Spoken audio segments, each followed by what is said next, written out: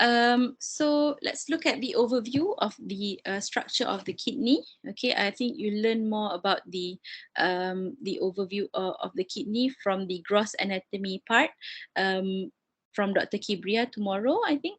You have the gross lecture. Okay, so I'll just explain a bit before going into the histology part. Okay, so if you imagine this is the whole kidney, okay, it is divided into the cortex and also the inner medulla. Okay, and if you stain the kidney, the cortex will appear more dark staining as compared to the medulla. Okay, the medulla contains about 8 to 12 discrete pyramid-shaped regions known as the renal pyramids. So if you imagine here, it consists of some pyramid-shaped regions known as the renal pyramids.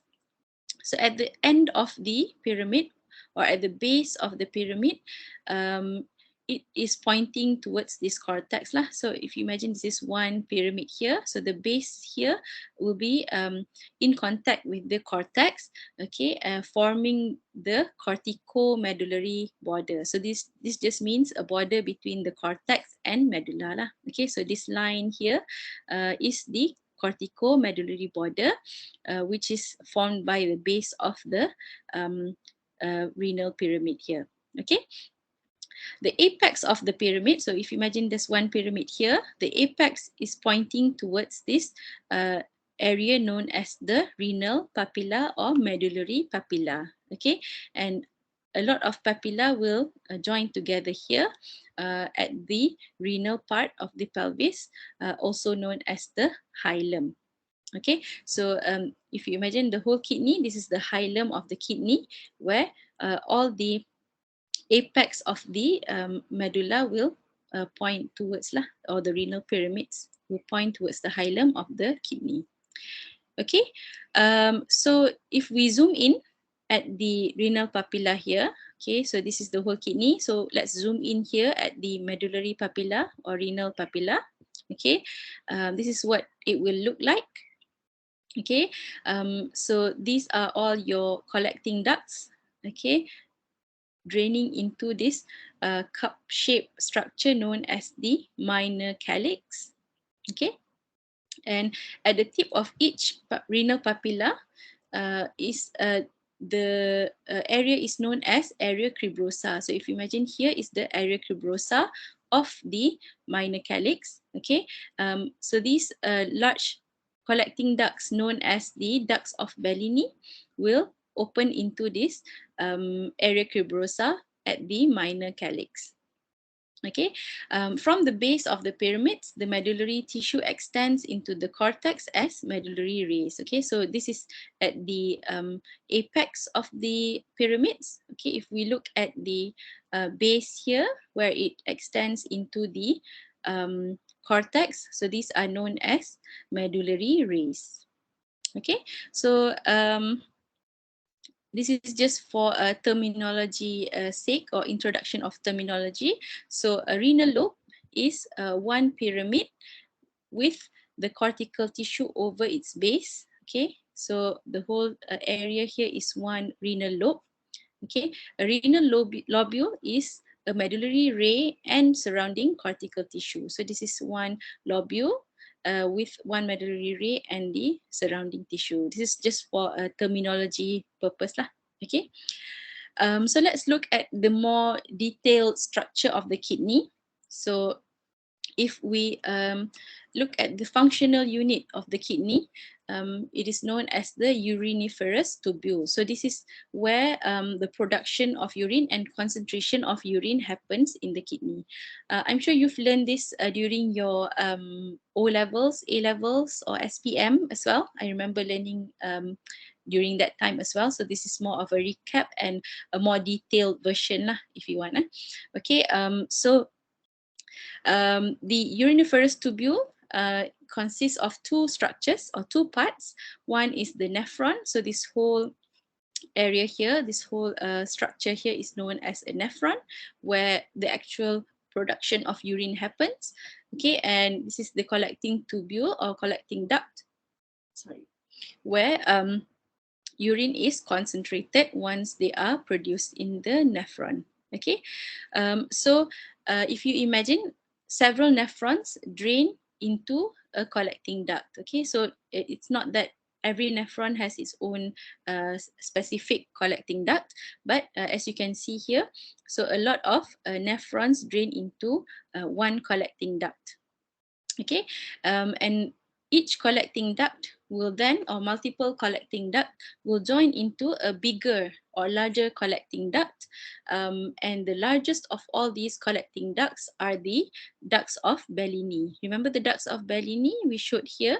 Okay, so here opening into the minor calyx here just now, so these are the ducts of Bellini, where if you imagine, if you can see here, okay, so the smaller collecting ducts will then join together and drain into larger and larger collecting ducts. And finally down here, the largest duct, collecting duct will be your duct of Bellini lah. Okay, so it is actually a continuation of the collecting ducts from the cortex into the medulla, forming bigger and bigger ducts. Okay. So these ducts of Bellini, as we mentioned just now, perforate into the renal papilla and open at the area cribrosa, which is the area here lah. Okay, this is area cribrosa of the whole area here, which is known as the minor calyx.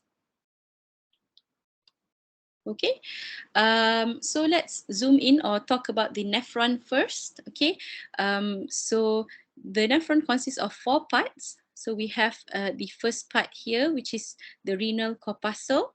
Okay, the renal corpuscle is also can be further divided into the glomerulus and the Bowman's capsule. So 2 structures in the renal corpuscle, or forming the renal corpuscle.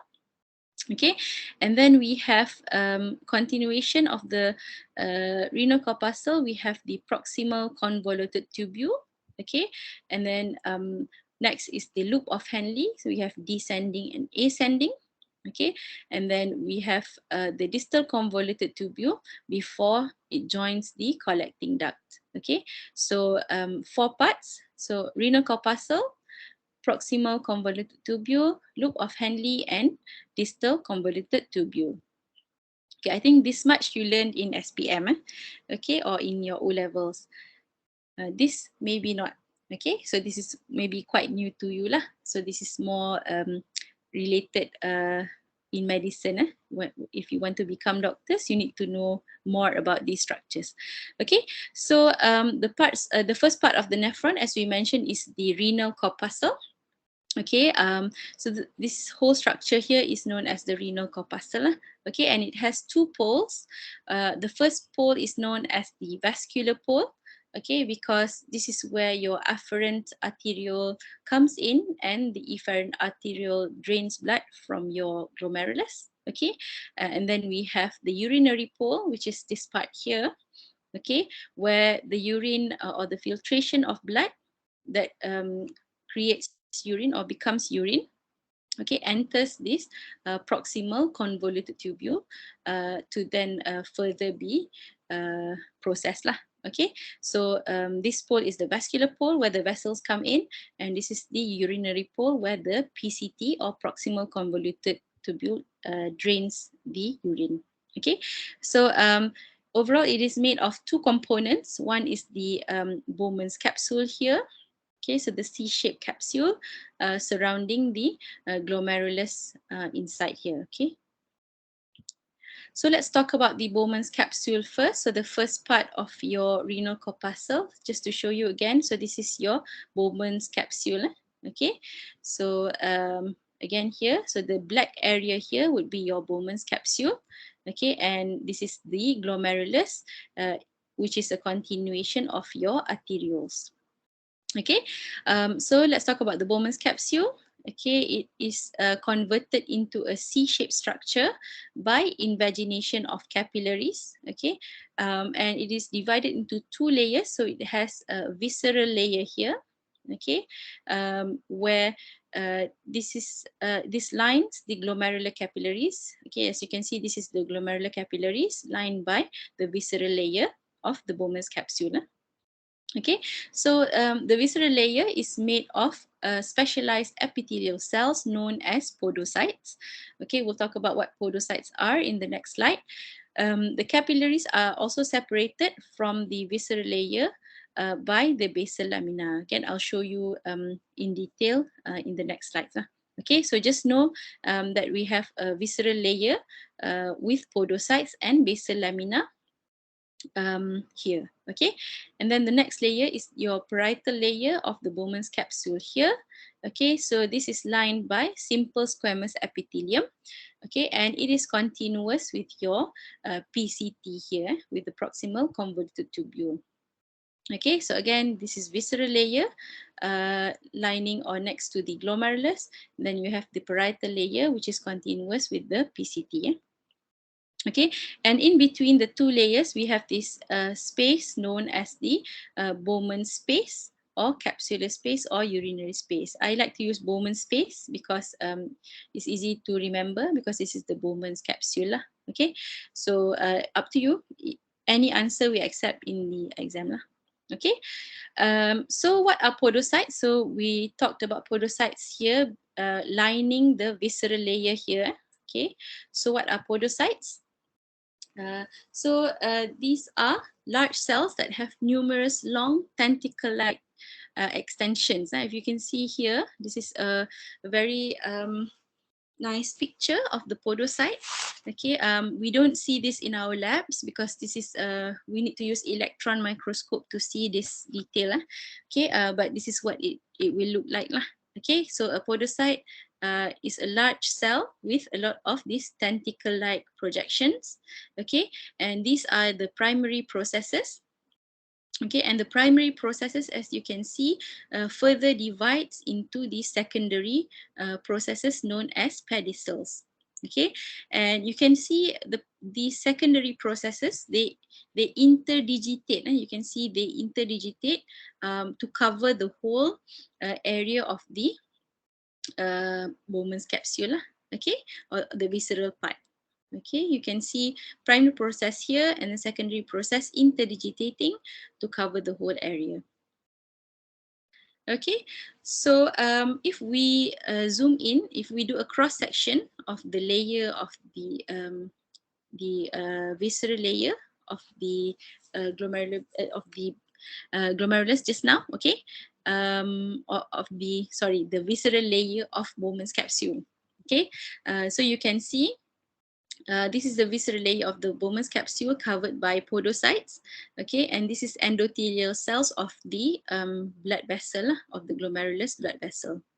Okay, and in between it is covered by a basement membrane. Okay, and it also has a slit diaphragm in red here. This is the slit diaphragm. So a lot of layers present to act like filtration, or to act as a barrier for filtration of fluid into the into the Bowman's capsule. Okay, so these are the functions of these layers and also the podocytes. Okay, so let's talk a bit about the glomerulus itself. Okay, just now we talked about the Bowman's capsule here. Okay, how about the glomerulus? Okay, so basically it is formed by anastomosing capillaries supplied by the afferent arteriole. So the afferent brings in blood into the kidneys and the efferent drains out blood from the kidneys or the renal corpuscle here lah. Okay, so there is a pressure gradient between the afferent and efferent arteriole to ensure the maximum filtration happens. So the endothelium of the glomerulus is fenestrated, so it has a lot of pores or holes. Okay, and the glomerulus is supported by specialized connective tissue cells known as mesangial cells. So we'll talk about the mesangial cells in a bit.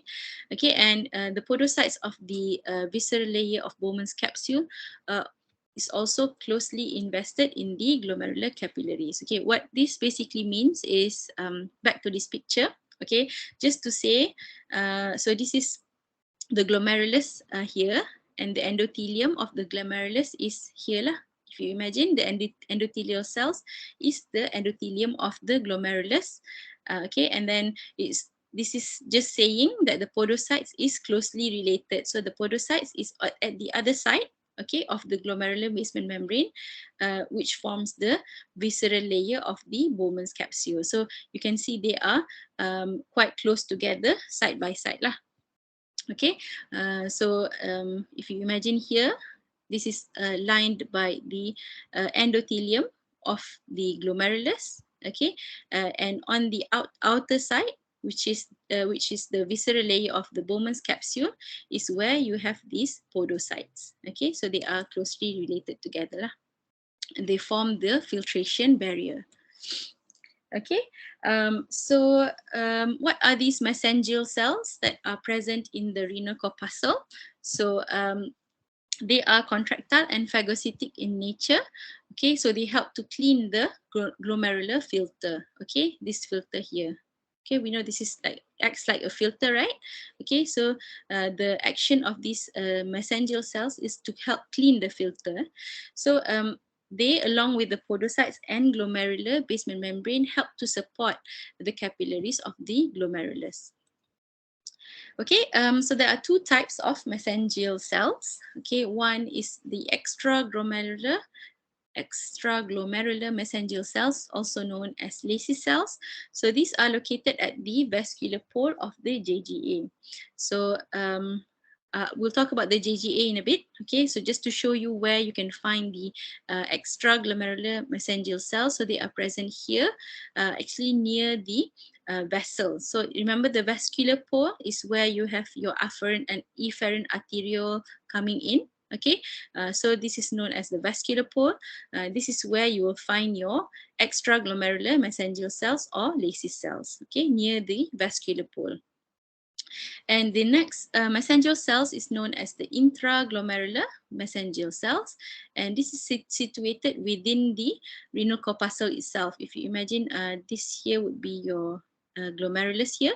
So within that space is where you have your intraglomerular mesangial cells. Okay, so these cells are phagocytic in function. The intraglomerular cells, they function like phagocytes lah.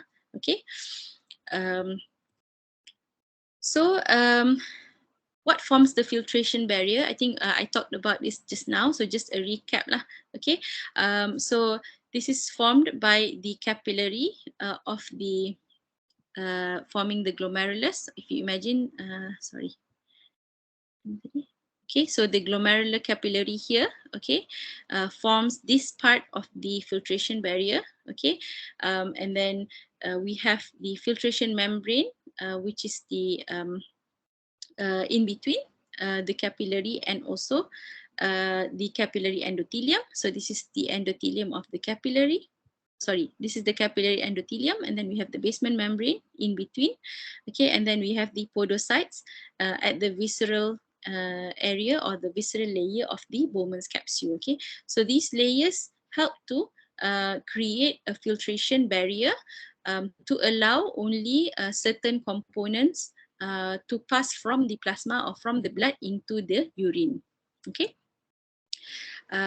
So this is just for facts lah. So about 125 mils of glomerular filtrate is produced per minute. About 124 mils is reabsorbed by the kidneys, and we produce about on average 1,500 mil of urine per day. Okay, this is for a normal person lah. Okay. So just again to show you the filtration barrier from the view of the outside. Okay, this is if we do a cross section.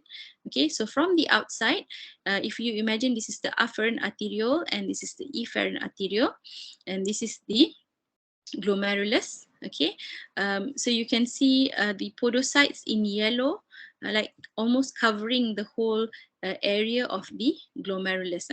Okay, so again here, so if we zoom in at one area, you can see the actual glomerulus capillary is they have fenestrations or pores to allow blood to flow. Okay, but because there is a filtration barrier, they have these filtration slits and the basement membrane and also the podocytes. Okay, so not all molecules or components of the blood can pass through. Okay, so if for example a patient has a kidney disease, okay, and this affects the layers of the filtration barrier, for example, okay, so in patients with renal disease, they might have protein in their urine, for example, because in normal situation, protein cannot pass through this filtration barrier.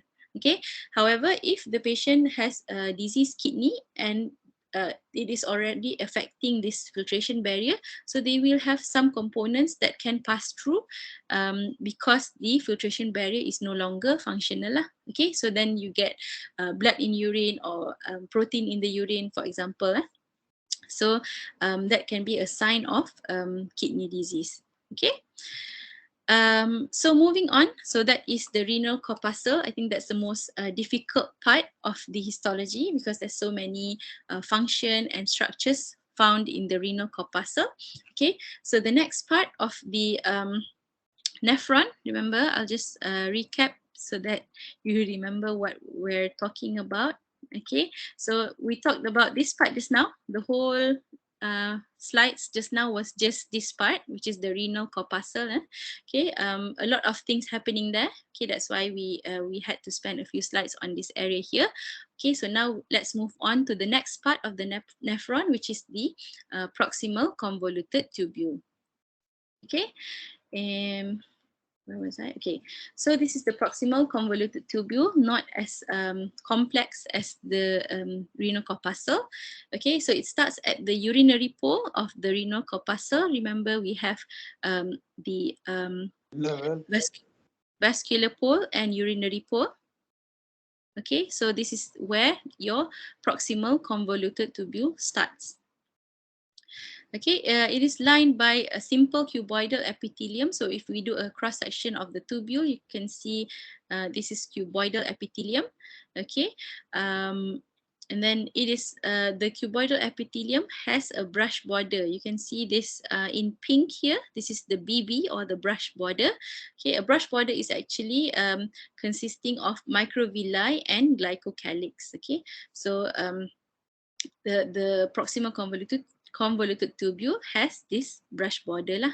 Okay, and fewer nuclei is seen. You can see not many nuclei are present. It's not packed with nuclei as compared to the distal convoluted tubule, which we will see in a bit. Okay, and a lot of water is actually reabsorbed at the proximal convoluted tubule. About 75% of water and electrolytes is reabsorbed by this proximal convoluted tubule. Okay, the proximal convoluted tubule is made up of two parts. Okay, we have the convoluted part, which is this wiggly part here lah. So this is the convoluted part. Okay, and the straight part is here, which is continuous with the descending limb of loop of Henle. Okay. Okay, moving on to the loop of Henle. Okay, so it arises from the PCT in the cortex, okay, and dips down into the medulla as descending thick limb, which is also known as the straight part of PCT. Remember this part here, okay? So it forms the thick limb of the descending loop of Henle lah, okay? And then further down, we have the descending long thin segment of the descending loop of Henle. Okay, and then ascending as well, we have the thin segment and thick segment. The thick segment is actually formed by DCT lah, descending distal tubule, distal convoluted tubule here. Okay, so the thick segments are actually formed by the proximal and distal tubule of the neighboring tubules lah. Okay, so we have thick, thin, and thick descending and ascending loops of Henle. Okay, so if we do a cross section of the loop of Henle, the the thin part is very different from other structures in the kidney. Okay, you can see here, these are all thin segments of loop of Henle. All here and here, these are all thin, the loop of Henle, the thin segments lah. Okay, so you can see because of the thin what you call membrane here covering the loop of Henle. So the nuclei appears as if it is bulging into the lumen, meaning the nucleus looks as if it's bigger than the basement here lah. Okay, so that's why you see bulging nucleus. You can see all these structures here have the bulging nuclei. Okay, this can be easily distinguished from other structures in the area.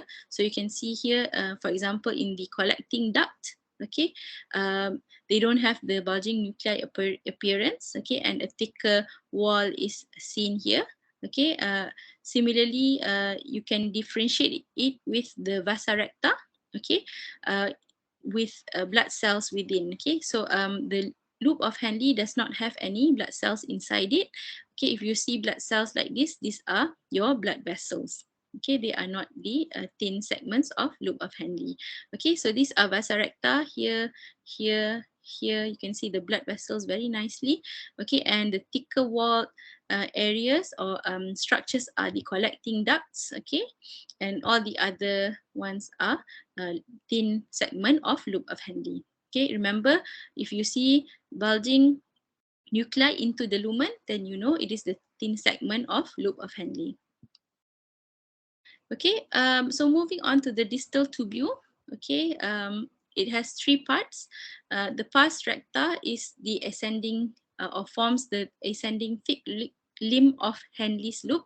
Okay, remember Henle's loop here. Okay, the thick limb here is formed by the distal tubule. Okay, and then we have the second part, which is this macula densa.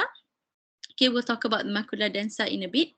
Okay, just remember there is a macula densa where the distal tubule passes nearby the arterioles. Okay, so this is the arterioles. You have the afferent and efferent afferent and efferent arterioles. Okay, and this is where you have the macula densa. Okay, and then the third part is the pars convoluta lah, where the convoluted tubule is present. Okay. So let's just see. Okay, so the distal convoluted tubule has the thick ascending DCT, which enters the cortex. Okay, and it is shorter and less convoluted as compared to the proximal convoluted tubule. It is lined by simple cuboidal epithelium with no brush border. So they don't have any brush border, whereas DCT does have some amount of brush border lah. Okay, so the function of the distal convoluted tubule is to reabsorb sodium and secrete hydrogen and potassium into the tubules. So they help to maintain acid-base balance in the bodily fluids. Okay. So let's talk about the macula densa. Okay, remember in the ascending area or ascending part of the thick limb of Henle, where it passes its own renal corpuscle in between the afferent and efferent arterioles, we will have this type of cells known as the macula densa. Okay, if you see here, okay, so here if you do a cross section of the distal tubule here where it passes near its own renal corpuscle or near its own arterioles, okay, you will see that the cells next to the arterioles are more elongated, taller, okay, and they are much closer together. Okay, and this is known as the macula densa. These cells are known as macula densa lah. Okay, the taller cells near the renal corpuscle or near the arterioles. Okay, and this is in a histological section. Okay, as you can imagine, this is the glomerular capillaries. Okay, and this will be where your arterioles come in and out. Okay, and this will be where your distal tubule is. Okay, and these are the normal cuboidal cells. Okay, and these are taller cells forming the macula densa. So these are known as macula densa cells. Okay, why is macula densa important? Okay, we'll talk about that in the juxtaglomerular apparatus. It is part of the JG apparatus, which we'll talk about in a bit lah. Okay, before that, okay, so just remember your macula densa for now. Okay, so these are cells of the distal tubule near the renal corpuscle or near the afferent and efferent arterioles. Okay, so before that, we'll just move on to the collecting tubules first. Okay, so just to finish off the nephron. Okay, from the distal convoluted tubule, okay, the urine will enter the collecting tubules. Okay, so the collecting tubules are lined by simple cuboidal epithelial cells. You can see these are simple cuboidal epithelial cells, and the epithelium becomes more taller or more columnar shaped until it merges with the columnar cells of the collecting duct. Okay, as the collecting tubules enter the medulla, they are joined together by other tubules and form a larger duct, which is known as the duct of Bellini. I think I explained this earlier on as well. Okay, so if you imagine here, so most of your nephron is actually in the cortex. Okay, only the descending and ascending loop of Henle are present in the medulla. Okay, so as you can see here, the distal convoluted tubule enters or joins the collecting tubule here. Okay, and many collecting tubules will then join together to form larger collecting ducts known as the ducts of Bellini down here lah. Okay,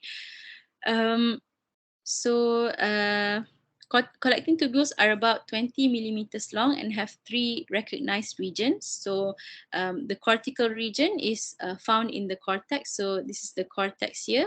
Okay, so the cortical region is the part in the cortex. Okay, and the medullary region is found in the medulla down here. And the papillary ducts are confluences of many tubules. So many tubules together form this papillary duct lah, or duct of Bellini. Okay, so this is what the duct of Bellini look like. So the larger ones, okay, they are formed by confluence of several medullary collecting tubules. So a lot of collecting tubules will join together to form this duct of Bellini.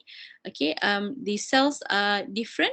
Okay, they are more tall or columnar shaped cells as compared to the cuboidal shaped cells of the collecting tubule here lah. Okay, the smaller ones are more flat, more cuboidal shape.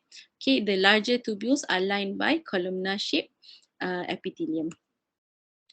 Okay, so just a bit on the minor calyx. So we've talked about the papillary ducts or ducts of Bellini opening into the area cribrosa of the minor calyx. So just to show you, if we zoom in here, okay, this is the area cribrosa where the ducts exit into here. Okay, and if we zoom out of the area cribrosa, you will see this is the area cribrosa here, and this whole area or this whole structure is known as the minor calyx.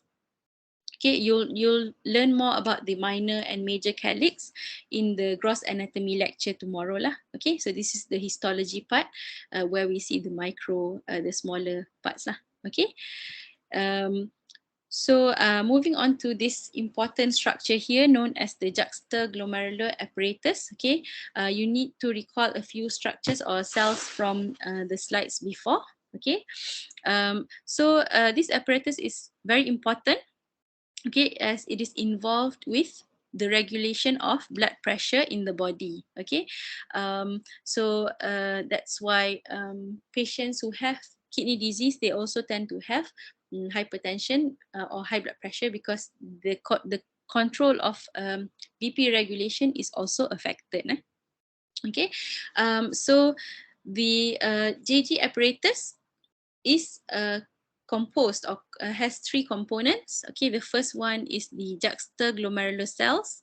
Okay, we haven't talked about this yet. Okay, so this is the first component, and the second component is the macula densa of the distal tubule. We talked about this earlier. Okay, and then the third component, also we mentioned this earlier, is the extraglomerular mesangial cells, also known as the Lacey cells. Okay. So let's just see what they are from this view. Okay, if you imagine this is the glomerulus and this is the afferent arteriole and the efferent arteriole.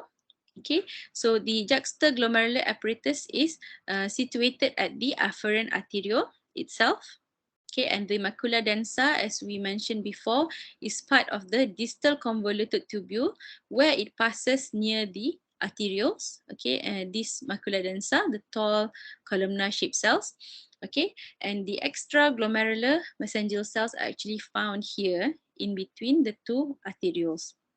Okay, so this whole three parts or whole area here will form this apparatus that helps to control your blood pressure.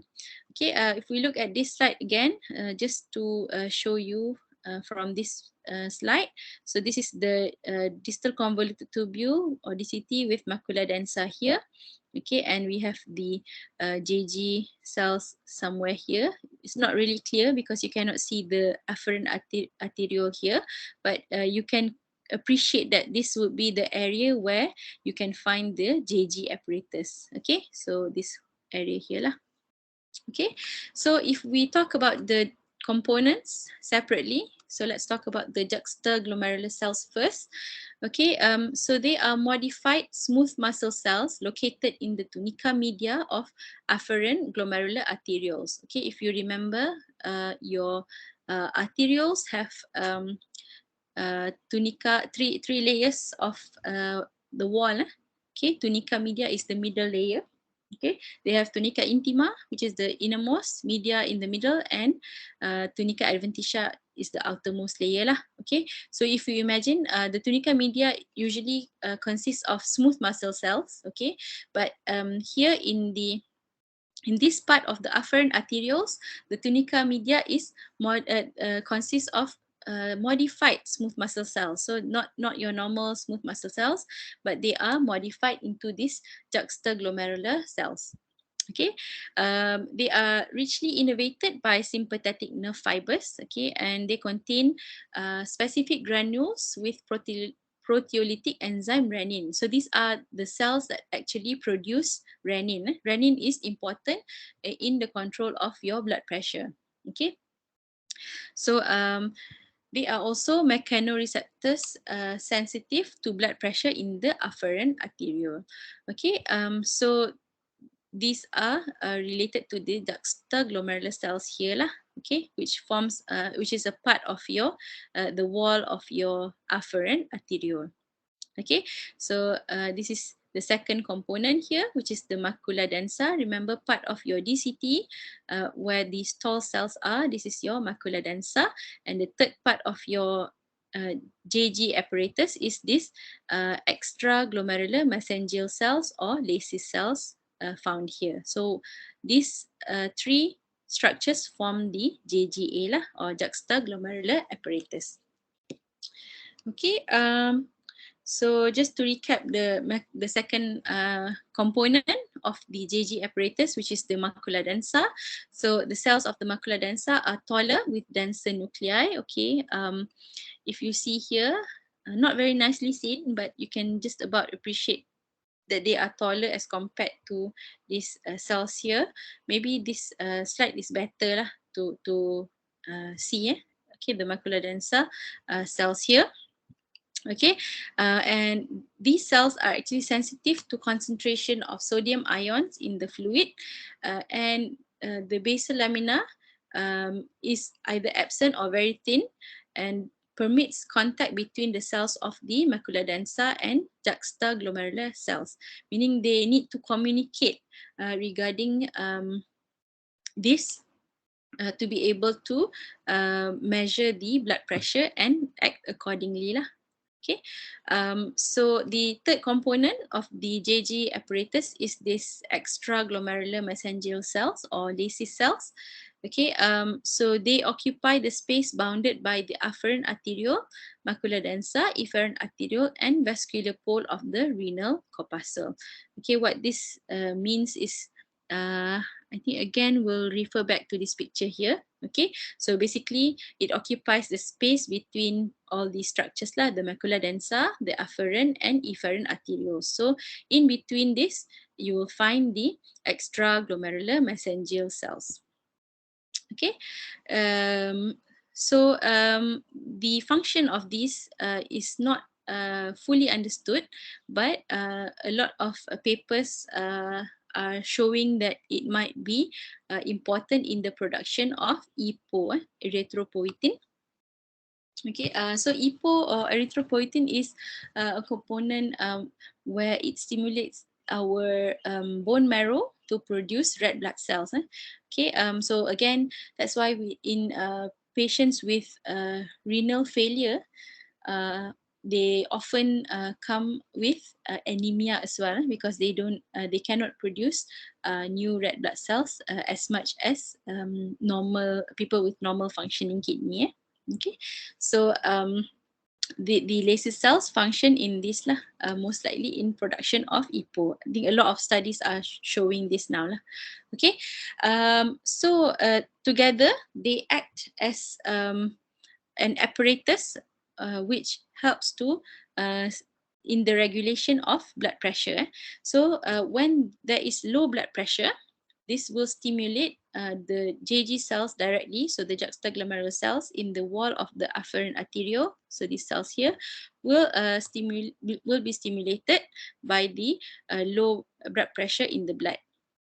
Okay, so this will cause low filtration rate, okay, and decreased concentration of sodium due to the low filtration rate lah.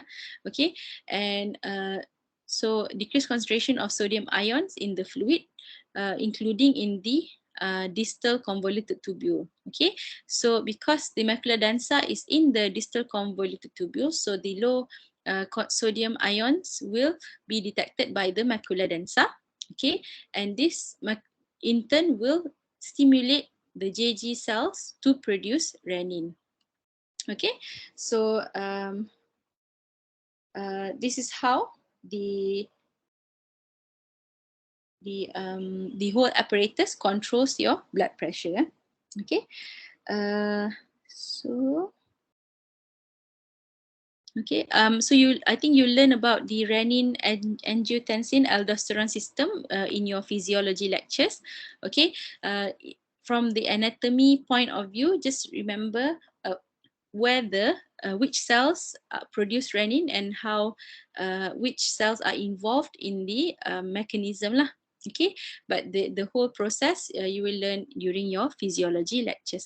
Just remember renin is produced by your JG cells in the JG apparatus. Okay, so moving on, let's just talk a bit on the renal cortex. I think I mentioned this already before, but if you do get a slide like this, okay, you might be confused as to how to identify whether it is the renal cortex or the renal medulla. Okay, so just remember what structures are in the cortex and what is found in the medulla. So in the cortex, you will find the renal corpuscle, and also the proximal and distal tubules. Okay, and also some medullary rays, which is this part of the collecting duct which extends into the cortex lah. So this part here will be the medullary ray.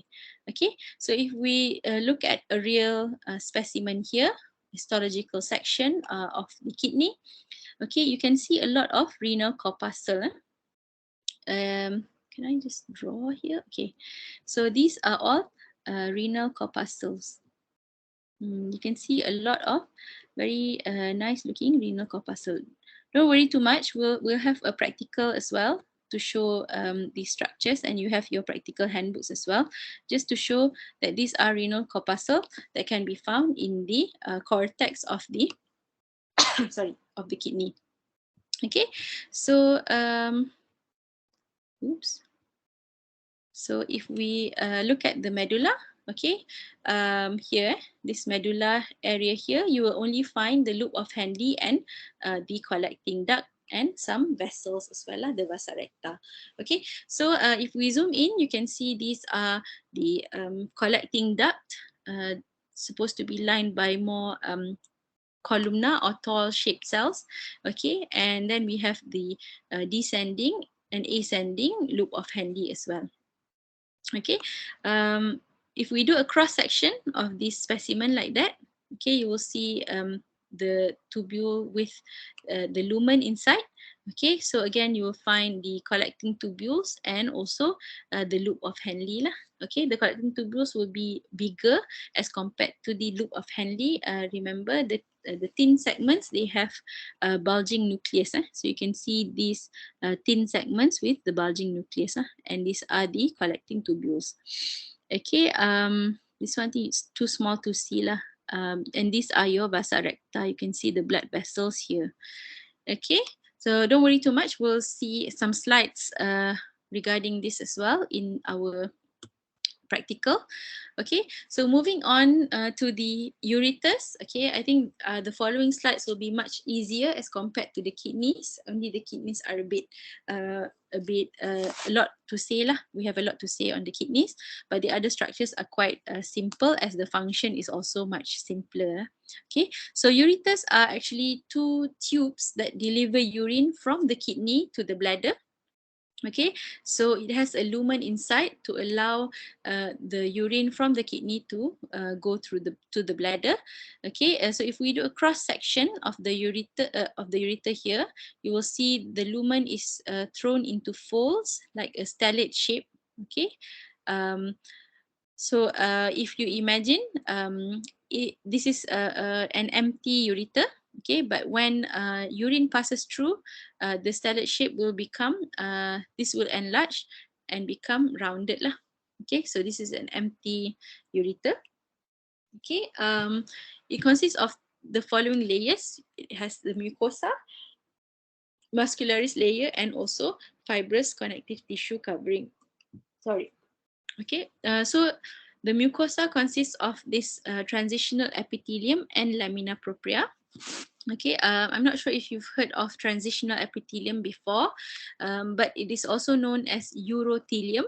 Okay, so this is a specialized epithelium found in your ureter and also bladder lah. Okay, so it is quite special because it can change shape. Okay, so when the bladder and ureter is empty, it is folded. Okay, it has a lot of infoldings. Okay, and it can change into, it can flatten out and distend when there is urine inside. Okay, so that's why it is also known as transitional epithelium, because it can change its shape lah. Okay, and they also have a thickened plasma lemma here on the outermost layer. Okay, this helps to as an osmotic barrier, so that urine does not go into the cells. Okay, we want urine to pass through along the ureter and out of the bladder. We don't want urine to sieve through these layers, right? Okay, so it has the urothelium is also special because it has this osmotic barrier lah. Okay. So mucosa is the urothelium or transitional epithelium with lamina propria. Then it has some muscularis layer, so 2 layers of muscle, and then adventitia on the outside. Okay, so here I think we have another picture in the next slide. Okay, so similarly here, so this is your transitional epithelium, then lamina propria, then muscularis layer and adventitia here. Okay, here also you can see, if we zoom in, you can just about see the 2 layers of muscular coat, although they are not actually they are actually inseparable, so you can't really see the distinguishing feature between the 2 layers of muscle, but basically it should be one inner and one outer layer lah. Okay, so here again, this is your transitional epithelium, and this is lamina propria, and this is already in dark color here. This is all muscle tissue. Okay, in the lower 1/3 of the ureter, the the muscular coat is actually formed by 3 layers. It has more layers in the lower 1/3. Okay, outer longitudinal, middle circular, and inner longitudinal muscular layers. Okay, as for the adventitia, not much to say. Okay, so the adventitia forms the fibrous coat on the outside. Okay, and then the fibrous coat then blends with the kidney on the upper part of the ureter, and at the terminal part of the ureter, the connective tissue blends with the bladder lah. Okay, so it helps to uh, hold the ureter in place, because as you imagine, it's just a tube hanging in your abdomen. Okay, so this fibrous coat attaching to the kidney on the upper pole and the bladder on the lower pole, it helps to keep the ureter in place. Okay, so the fibrous coat also contains blood vessels, lymphatics, and nerves. Okay, and as the ureter pierces the posterior aspect of the base of the bladder, a valve-like flap of mucosa hangs over each ureteric orifice. Okay, so this helps to prevent regurgitation of urine from the bladder back into the ureter. Okay, this is the flap is quite important because if you imagine someone who has UTI, urinary tract infection in the bladder, for example, if the valve is incompetent, okay, this infection from the bladder can go up through the ureter, regurgitate up to the ureter and enter the kidney. Okay, and we don't want that because that will be a bigger problem lah. Okay, because you don't want infection in your kidney to develop. Okay, so this regurgitation is quite important, that we prevent the regurgitation of urine from the bladder upwards. Okay, so moving on to the bladder. So ureter just now, not much to say lah. So just three layers, mucosa, the muscle layer, and fibrous connective tissue, and then we have the urinary bladder. Okay, so this is where the urinary bladder is where urine is stored.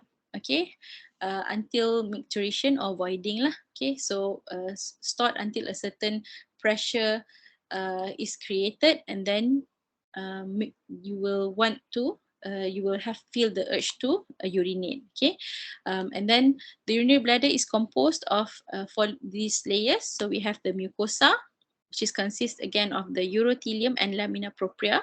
So this is similar to your ureter just now lah. Again, urothelium and lamina propria. The muscularis layer, and also serosa or adventitia on the outermost layer. Okay, so the mucosa of the bladder is arranged in numerous folds. They disappear when the bladder becomes distended with urine. I think I explained this earlier as well. Okay, so this is known as the transitional epithelium or urothelium. Okay, so the epithelium, the transitional epithelium actually consists of many layers of cells. Okay, as you can see in this picture here, so these are your basal cells found in the most the bottommost or the outermost layer lah, if you want, of the transitional epithelium. Okay, found at the base here. This is your your basal cells. Okay, they are normally columnar or cuboidal cells lah. Okay, and then we have the intermediate cells known as the polyhedral cells. Okay, we've got a few layers of these. Okay, and the superficial most layer consists of these umbrella cells. Okay, so they are dome-shaped cells that bulge into the lumen of the bladder. Okay, so when the bladder is full, okay, full of urine, the mucosa here will distend. Okay, and the dome-shaped cells will stretch and flatten out. Okay, I'll show you a picture in a bit. Okay, just imagine that they can change their shape according to the amount of urine inside the bladder. Okay, and the plasma membrane of these cells here, I mentioned this before as well.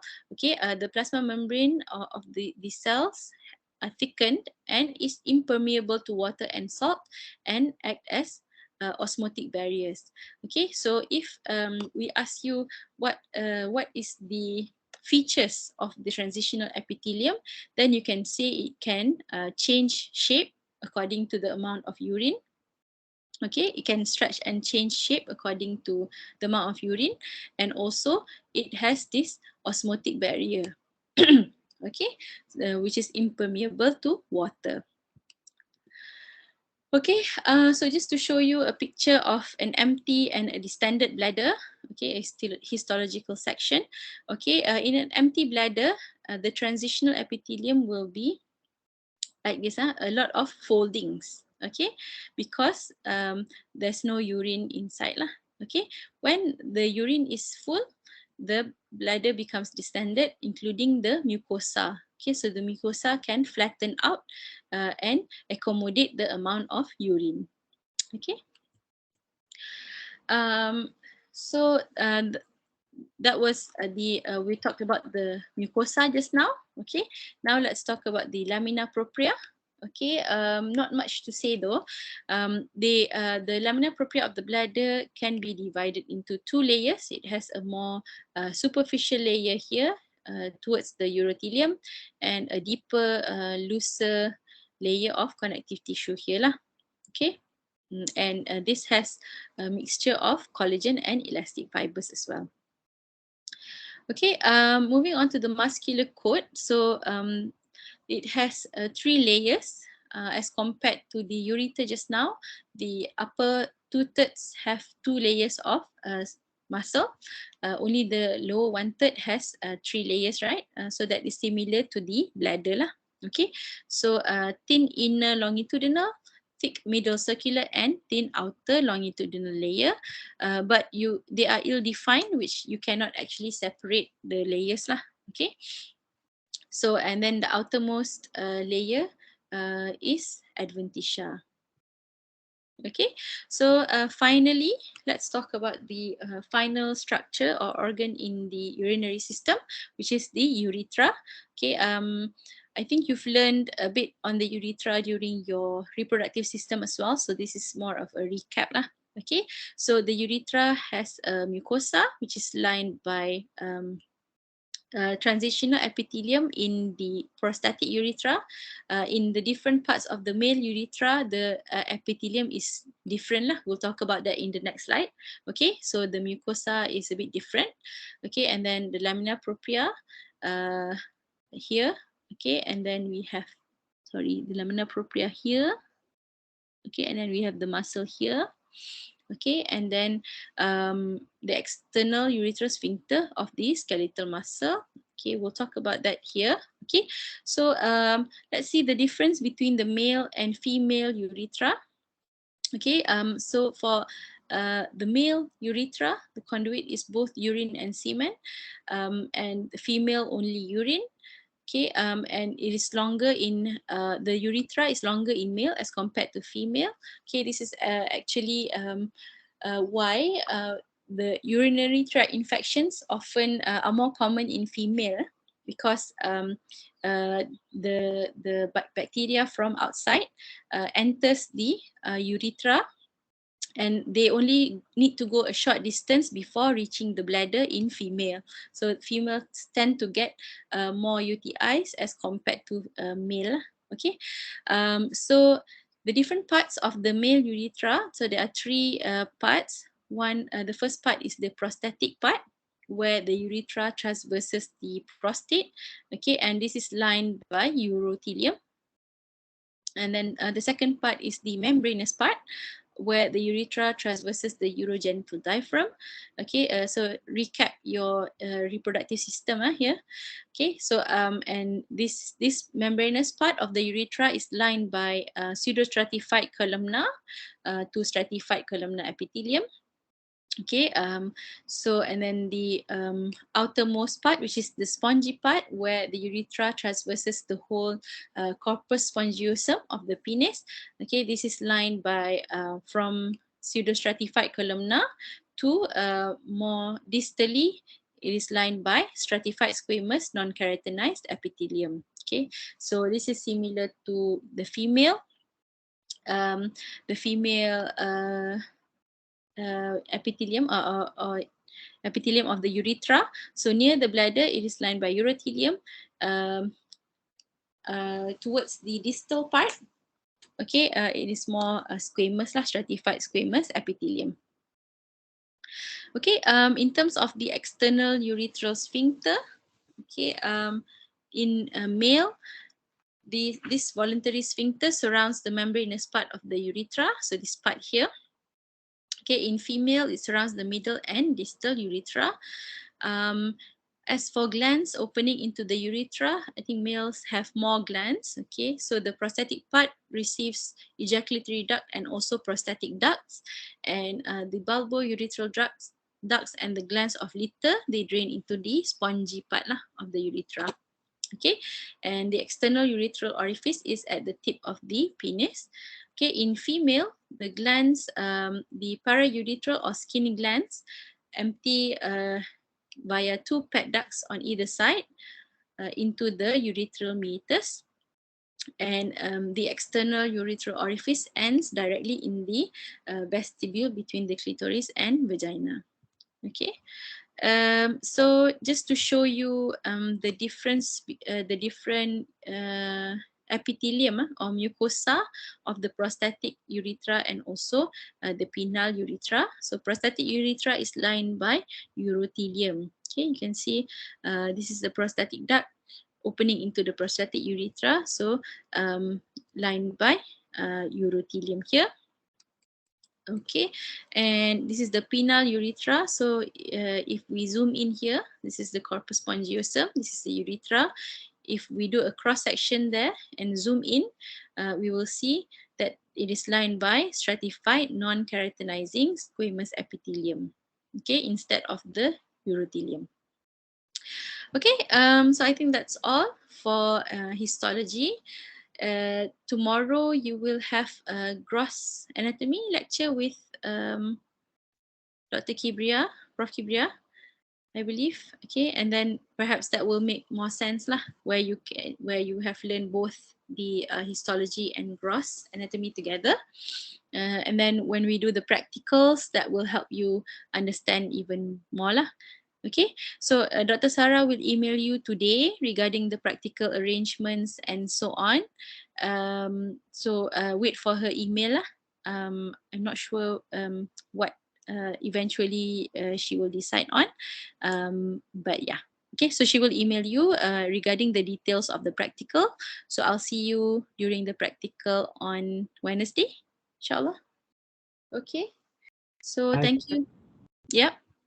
May I ask, tomorrow, no, on Wednesday, practical assessment, is it going to be face-to-face or online? As I said, you have to wait for Dr. Sarah's email. Including there. Yeah. Okay. Yeah, Okay. because she, as the year 2 coordinator, she needs to arrange things to prepare you for your pro. Okay, because you haven't done any OSPE at all, and then during pro you will have OSPE. So we are still thinking if it is if we can do face to face to prepare you for your OSPE lah, because you haven't done any OSPE before, right? So it will be a good practice for you for pro exam lah. So but I think Dr. Sarah needs to arrange the facilities for to do the practical assessment face to face. So but it would I don't think we have time to do it on Wednesday. We might need to find another date for it lah. But the practical will definitely be face to face on Wednesday lah. Okay, but the assessment, she will email you the details whether it can be done face to face or not.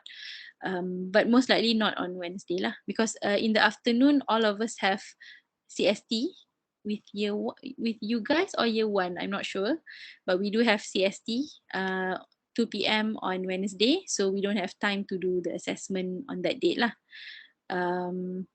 So itulah, we'll wait for Dr. Sarah to email you. Is that okay? All right, that's perfect. Thank you very much. All right, thank you. Okay, Assalamualaikum.